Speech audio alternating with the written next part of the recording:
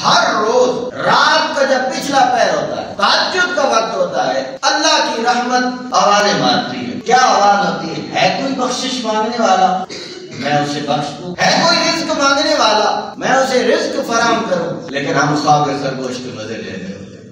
ہمیں کیا پتا ہمارا رب ہم سے کتنا پیار کرتا ہے. 3 کاموں میں حضور علیہ السلام نے ارشاد فرمایا کہ 3 کاموں میں کسی کے لیے رخصت نہیں ہے.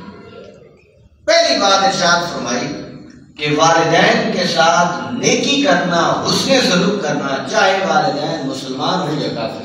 دوسری بات ارشاد فرمائی عہد کو پورا کرنا، جو وعدہ کیا ہے اس وعدے کو وفا کرنا. اب وعدہ جس کے ساتھ کیا ہے چاہے وہ مسلمان ہے یا کافر ہے، وعدے کو پورا کیا جائے. اور تیسری بات ارشاد فرمائی کہ جب امانت رکھوائی جائے امانت کا ادا کرنا، امانت چاہے وہ مسلمان کی ہو یا کافر. ان 3 باتوں میں حضور علیہ السلام نے فرمایا کسی کے لیے رخصت